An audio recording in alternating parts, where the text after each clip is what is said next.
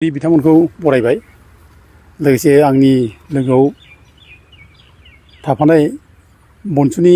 आफादगिरि लोगोसे मावथिफोर आरो लोगोसे अल आसाम ट्राइबेल स्टुडेन्टस इउनियननि आफादगिरि आरो बिनि लोगोफोर दा जों बेयाव मिडियाखौ लेंहरनानै बाथ्रा बुंनो नागिरनाय खार'नानो जाहैबाय जे थांनाय 23-24 बिटिसिआव मोनसे बाजेट सेसन जालाङो आरो बे बाजेट सेसनाव बिटिसिआ अफिसियेलि मोनसे डिसिसन लायो जे प्रागज्यतिसपुर रायजोखौ कलिताफोरनि होननानै कलिताफोरनो रेस्ट्रिक्टेड हलिडे मोनसे 22 डिसेम्बर खालि फालिनो थांखि लायो। बे थांखिया बर' जाथि बिरोधि आरो बर'नि हिस्ट्रिनि बिरोधि आरो बर'नि थामोन्थाया बेजों जोबस्रांगोन जों बेखौ गिख्रंनानै जों बेखौ प्रटेस्ट खालामदों आरो लोगोसे मोनसे आरो बेबायदिनो आरोबाव जे आलि मेसनि नामाव माने देसि होननाय जाथिफोरनो मोनसे माने रेस्ट्रिक्टेड हलिडे होनाय जादों। दा आलि मेसआ बर' मानसि बेबो रंपुर साइडआव बे रायजो खुंदोंमोन। दा आलि मेसखौ जों माबा खालामनांगौब्ला सनमान होनांगौब्ला बे जोंहासो अधिकार दं। दा बेयाव गुबुन सोरबा देसि होननायखौनो जाथिया अधिकार गैया आरो बे देसि जाथिया सोर बेनि खुनु मोनसे हिस्ट्रियावबो जों रायफोदनाय मोननो थाङा। बेनिखायनो बे मोननै थांखिया बे बर' जाथिनि बेरेखा आरो बर'नि अस्तित्वखौ बर'नि एक्जिस्टेन्सखौ फोजोबस्रांनायनि बे मोनसे थांखि जादों होननानै जोङो बेखौ इमिडियेटनो थांनाय 29 थारिख खालि एप्रिल 29 थारिख जोङो बिटिसिआव मोनसे मेम'रेन्डाम होनाय जादों। बेखौ इमिडियेटलि उइथद्र' खालामना लानांगौ आरो 7 दिननि गेजेरावनो उइथद्र' खालामना लानांगौ होननानै जोङो मेम'रेन्डाम होनाय जादोंमोन बनसु ओमफ्राय जोंनि आतसु आरो रायजो राजाफोरखौ लानानै सिनियर स्टुडेन्ट फराम बेखौ लानानै खिन्थु दिनैसिमबो बिटिसिनिफ्राय खुनु रिएक्सन जों मोनाखै। बिथांमोना जोंनो जेबो रिप्लाय हराखै। दा गथिखे जों दिनै माने मोनसे थांखि लाफिननो गोनां जोंहा जाबाय। जों दिनै बेखौनो दिनैनिफ्राय एसे सावरायनाय जाबाय जे जों मा खालामनाया मोजां। दा बे गावनि हारिनि जानाखि जारिमिन बे जारिमिनखौ नंखाय होनना बुंनानै कलिताफोरनिसो होनना बुङोब्ला बेनिफ्राय देरसिन अपराध मा थानो हागौ। बेथ' बिराद गिदिर क्राइम बे जातिखौ फोथायखिबो खालामनाय जातिखौ थगायनाय जोलैनि हांगार खामानि मावनाय जादों बियो। दा गथिखे बेखौ जों गोरलै लानो हाया आरो बेखौ बर' जाथिया गोरलै लानो नाङा। आरो लोगोसे आलि मेसनि घटना आलि मेसआ 1206आवनो रंपुर साइडनि राजामोन आरो आलि मेसनि सिनायथिखौ दिनै सोरबा देसि जाथिनोसो जुदि माने होयोब्ला अधिकार होयोब्ला बे जोंनि जाथिनि जायनाखि अस्तित्व बेखौ फोजोबनाय जायो। गथिखे बेजों माने बर' जाथिनि खथि खालामनाय खामानि मावनाय जादों। बर' जातिनि जारिमिनखौ फोजोबस्रांनाय खामानि जादों आरो बियो जोलैनि हांगारनाय हाबा जादों। बेनिखायनो बे मोननै जानाखि थांखि बेखौ उइथद्र' खालामनायाव जों दिनै ज' सावरायफिननानै जों मा खालामनाया मोजां बेखौ थि खालामनाय जाबाय जे खयदिन उनावनो जोङो साननैसोनि उनावनो जोङो मोनसे थांखि लासिगोन। सामाजिक भाबै बर' समाजाव नियम दङ जे खौलोबोरनि माने नियम बादि साजा होनाय बर'नि पान्डुलिपियाव बे रोखा रोखा दं। बर' समाजाव जों गोदोनिफ्राय बेखौ फालिबोदों। सोरबा जुदि गाज्रि खोथा बुंदोंब्ला मुगैथाव बाथ्रा बुंदोंब्ला गाज्रि हाबा मावदोंब्ला बेखौ खौलोबोर फोनांनाय जायो आरो बिसोर दन्द' होनाय जायो। ओंखायनो जों समाजनि नियमखौनो जों सनमान होनानै समाजनि नियम बादिनो जों थांनानै जोङो सानदोङो एबार नेक्स्टआव जों थारिख लायोब्ला जों थाबैनो लागोन आरो लोगोसे समाजनि नियम बादियै जे जोंहा बिटिसिनि CEM प्रमद बर' बिथांखौ जोङो माने बिथांनि माने फटकआव जोङो सैमा खि अमा खि बायदिसिना मुगैथाव बेसादखौ जोङो हासिब सुवाजों जों बुसोमगोन आरो रायजो राजाफ्रा जोङो बेयाव मदद होगोन आरो आइफा बयखौबो जों इनभल्भ खालामनांगोन। समाजनि जेसेबां मानसिफोर दं बिथांमोनखौ जों लाफागोन। दा बे समाजनि मोनसे नियम बियो आरो बे समाजनि नियमजों थांगोन जोङो आरो बेखौ मावनो थाखाय जोंखौ गोबां जोंनि सिनियर मानसिफोर बिथांमोना जोंखौ बुंदों नोंसोरो सामाजिक भाबै मोनसे माने बेब'स्था लादो एक्सन लानायनि बे बाथ्राखौ बुंदों आरो बे बाथ्रा बुंनायखाय जों बेबायदि मोनसे सिद्धान्त लागोन होननानै जों सानबाय आरो नैबे खैदिनावनो जुदि जों खालामगोन बे खालामनायनि सिगां जों आरोबाव सानबावगोन जों मारै मारै खालामनाया मोजां जागोन। बेखौ जों फर्मेलि एखेबारे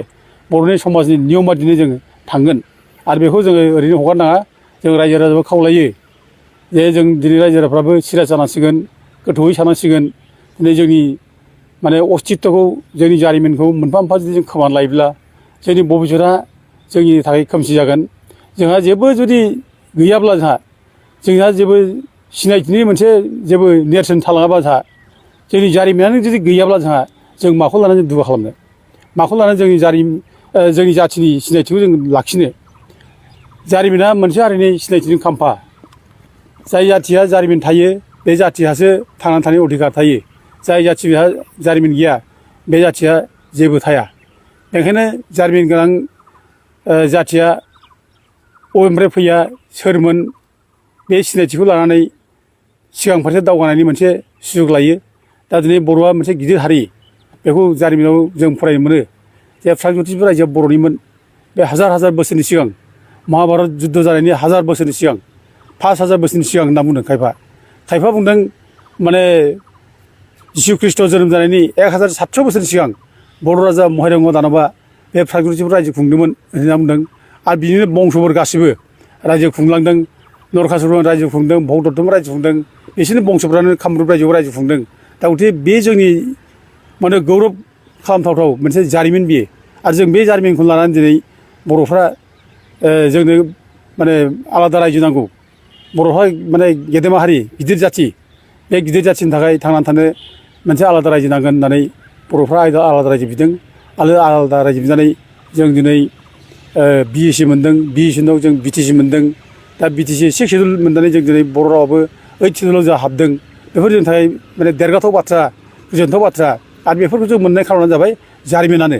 जोंखौ जारिमिनानो थुलुंगा होयो दावगानो जारिमिनानो जोंखौ थुलुंगा होदों आलादा रायजो बिनो बे हिसाबै जों दिनै आलादा रायजो बिनानै बेखौ जों मोन्दों आरो दिनै जुदि जोंहा जुदि बुंनानै जों दिनै प्रमद बर'मोना जुदि बुंब्ला प्रागज्यतिष रायजोआ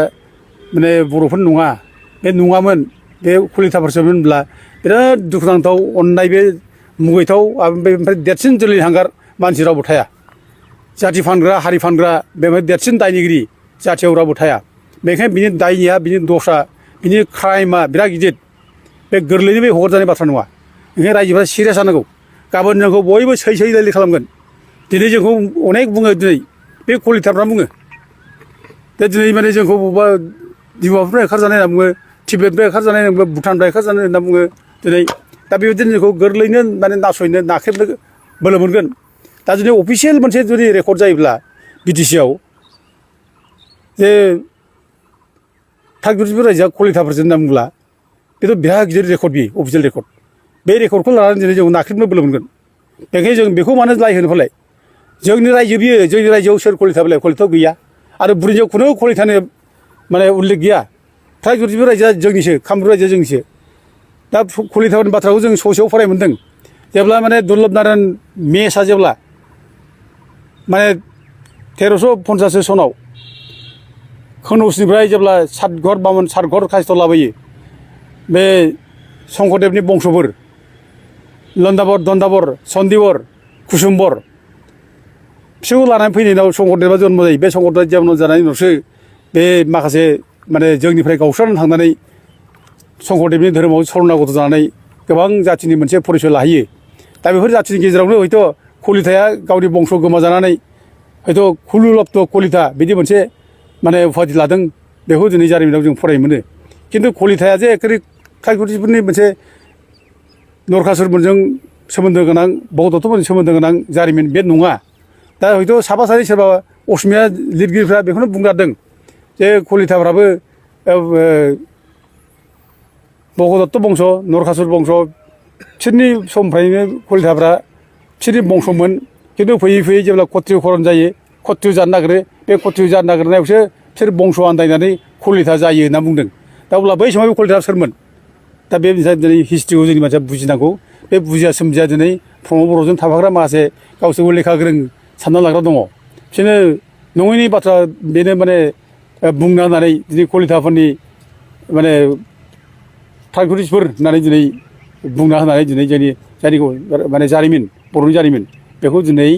माने कलिताफोरनो समजानाय होनना बेखौ जों मुगैयो जों बेखौनो सैज्य खालामा आरो बर' रायजोफ्रा साबधान जानांसिगोन जों बिदि जानाय नङा जे जोंनि अधिकार बे जोंनि प्रागज्यतिषफोरा जों बेखौ लाखिनांगोन